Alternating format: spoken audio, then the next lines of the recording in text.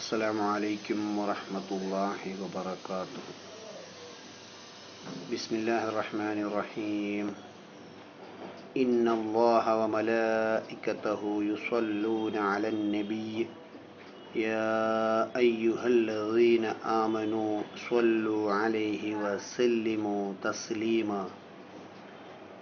الصلاة والسلام عليك يا رسول الله صلى الله عليه وسلم.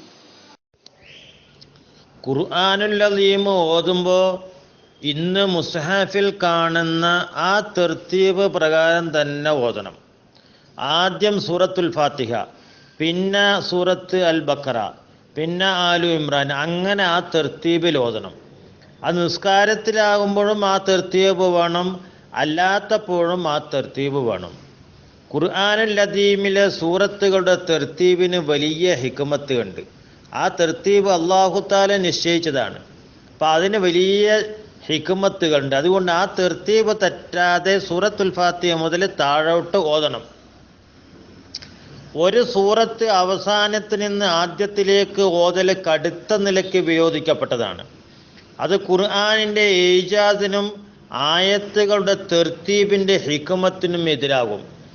ഏതുപോലെ സൂറത്തുൻ നാസ് ഓതുകയാണ്, അപ്പം ഇങ്ങനെ ഓതുക: മിനൽ ജിന്നത്തി വന്നാസ് അല്ലദീ യുവസ്വിസു ഫീ സുദൂരിന്നാസ് മിൻ ശർറിൽ വസ്വാസിൽ ഖന്നാസ് ഇലാഹിന്നാസ് മലിക്കിന്നാസ് ഖുൽ അഊദു ബിറബ്ബിന്നാസ്.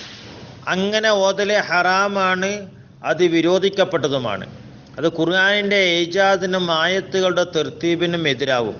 അതുകൊണ്ട് അങ്ങനെ ഓതരുത്.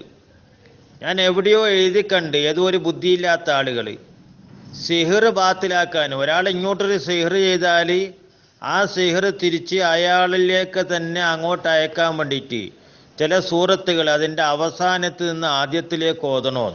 അത് വിരോധിക്കപ്പെട്ടതും അത് ഹറാമുമാണ്. അങ്ങനെ ചെയ്യരുത്.